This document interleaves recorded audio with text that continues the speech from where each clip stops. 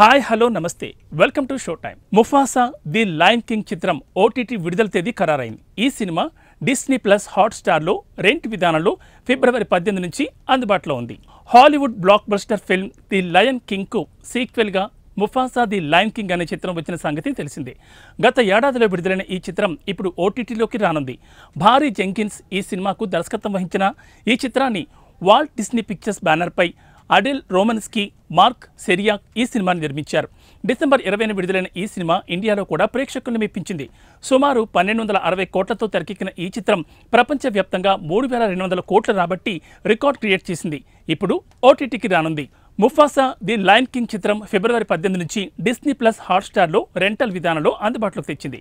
అయితే మార్చి 26, 2025 నుంచి రెంట్ లేకుండా రెగ్యులర్గా జియో హాట్స్టార్లో అన్ని భాషల్లోనూ ఉచితంగా ప్రీమియర్ అవ్వనుంది. ఇది ఖచ్చితంగా మహేష్ బాబు అభిమానులకు ఆనందం కలిగించే విషయమే. ఎందుకంటే ఇప్పుడు తమ అభిమాన హీరో వాయిస్ని వారు వింటూ సినిమా చూడొచ్చు.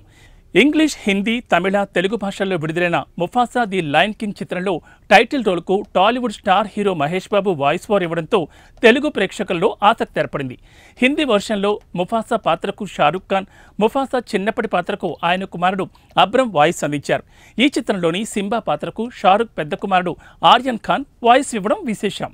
ఇవి ఇవాంటి షో టైం విశేషాలు. మరిన్ని ఇంట్రెస్టింగ్ మూవీ అప్డేట్స్తో రేపటి షో టైంలో మళ్ళీ కలుద్దాం. నమస్తే.